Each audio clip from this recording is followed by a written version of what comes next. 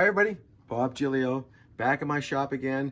I want to share a small project with you that I think that you may benefit from when you think about how to store clamps. So being a woodwork shop, we usually have a lot of clamps to deal with. And so after a while, a small shop like mine, you kind of run out of space. So I want to show you some of the things that I came up with and my thinking on how to deal with this ever-growing clamp problem.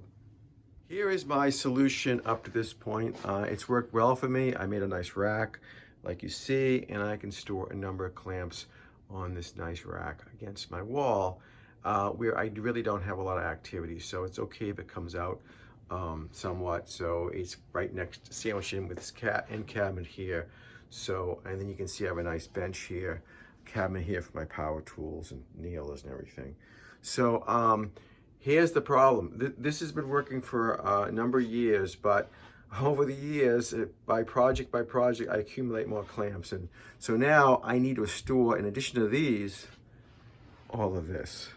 So this is the clamps that I really now have to deal with. I've been kind of putting them in different corners and kind of overwhelming this rack with double up clamps on it and so forth. So I really need to come up with a solution that allows me to store all these clamps in that area. So, and that's the challenge. I have this small space, so I want to be able to store a lot more clamps in this space. And then I also have this space over here underneath where my miter saw is. I could put a rack here on top of that shelf maybe. So that's what I'm thinking. So I got to come up with a way to find a more efficient way to get clamps in a compact space. Kind of what spurred this project is that I've been on a buying spree. I just bought these nice four-way clamps here. Actually, I've been eyeing them for a long time, and these are great for clamping up panels. They give you compression this way to keep the panel flat, and then they give you compression on the side. So you can glue up tabletops and panels nicely with these. And you get the four-way pressure. It keeps the panel flat, and it actually squeezes from the ends. So this version, I think I got from Peachtree Woodworking, and I was eyeing the ones on Rockler for a number of months, but they were just too expensive. They were like $100 per clamp. So I was looking at $400 for 4 clamps. So I found these Peachtree clamps a better deal, where you just get the mounting pieces that actually attach to lumber that you supply, so you could use 2x4s, or I used on these some leftover scrap material I had making a countertop. This is aspen. It's almost 1 3/4 inch thick. So I milled it up, drilled them, and now I'm very excited to use these on making some tabletops, cutting boards you can do, big stuff. And then I also bought these parallel clamps here, which I've been having my eye on, and these are going to be a nice addition as well to clamp up large projects, and in addition to all my other clamps here. So one thing I noticed was when I went to the store to look at clamps, to buy clamps, I noticed how they store clamps, because they have a lot more clamps than an average shop would have, and I found a more efficient way of doing it. Instead of having them laid out vertically like this, horizontally, it's better to turn them and have them multiple, the same clamps stored in the same slot, multiple clamps in the same slot. So that's the design I'm going to come up with, and let's get to work.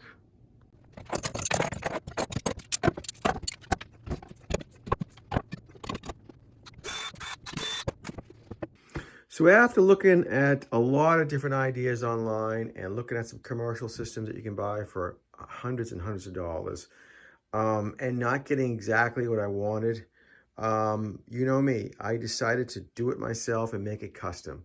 So I basically went to my scrap bin and I pulled out some lumber I had.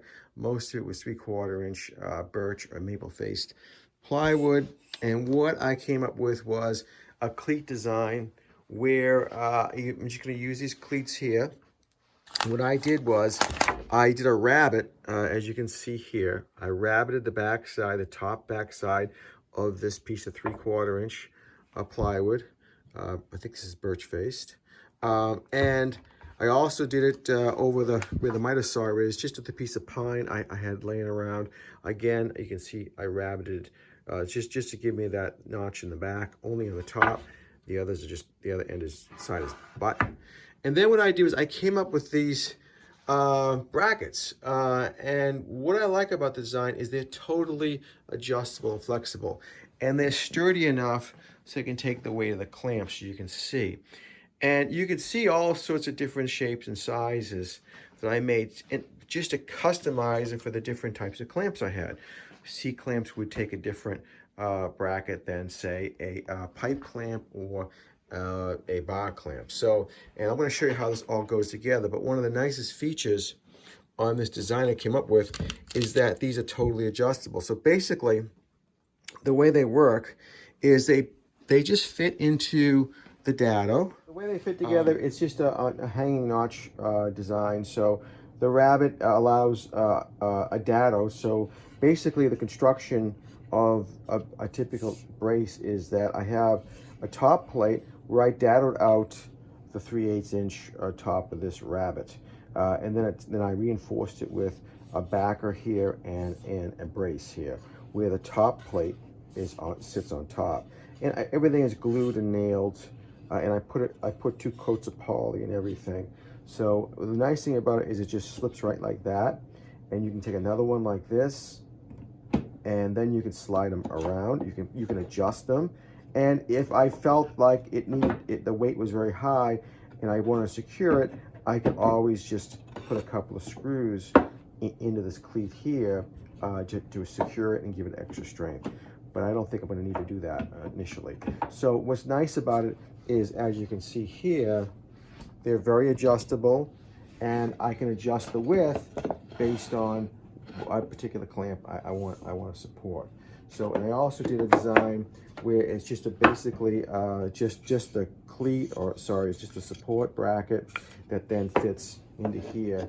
And this type of bracket will be used for the C clamps. So I thought I covered all my bases, and so let's put them up and show how they go together.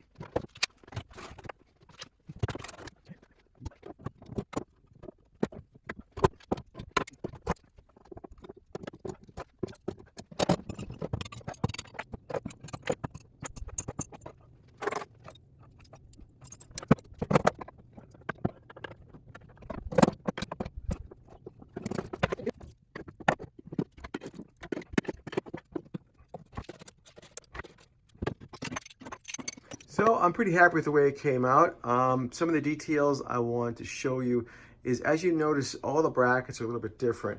And what I was trying to do was, customize them for each one. So this pad, this pad width is really dependent on what I'm hanging. So I would measure the clamp and figure out how much of a pad I need, and I would get the maximum amount so that I get the most stability of the hanger.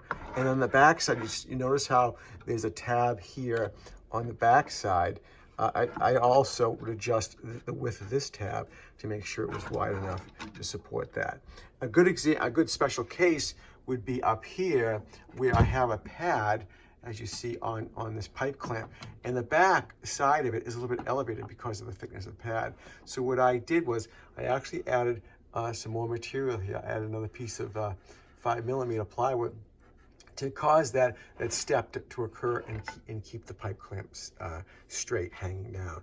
So you see all the pads have been adjusted to the correct width, and it gave me the ultimate customization, which you really couldn't buy anywhere. So you see everything has been basically, the C clamps, the tops have been rounded so they sit nice, and just details like that, which you're never going to be able to do with a commercial product for this. And you can see some customization over here when I hung these different vice grips and plier clamps here. You'll see that I sloped some of the brackets at top so that it would accommodate the clamp very well. And here you can see how that just sits right there very nicely. So that is what I learned, and I hope that this is going to be a good learning experience for you. Some of the things that I am a little concerned about in the design is that if you look at these braces, it clearly you can see the weak point is this notch right here. Now, because it is plywood and the notch is parallel to the plies, I still have a lot of strength left there, even though it is a thin piece of wood there. But in the case of the top shelves, like this one, this is the weakest joint here because it is basically, I dado in perpendicular to the glue lines, and these can break off because it's just laminate glue. It's just glue when they made the plywood, and these tabs can break off here, and I have a problem. One of them did break off during the assembly and construction. I re-glued it back on. If that becomes a problem, which I don't anticipate it is, I have two options there. One is if the tab is breaking off and I do notice it's a weak point there, then what I would do is I would drill and screw into the cleat directly on this side to really give it the strength. The other option I could use is I could cut a piece of metal just to outline this hook right here and fasten it with a couple of screws, and then the metal would actually protect that edge from breaking off. So that's my thoughts there. So I hope this helped, and I really appreciate you spending the time watching my videos, but I think it came out pretty awesome. I'm pretty happy. I put in 3 times the amount of clamps that I had before in the same space. So, all right, take care.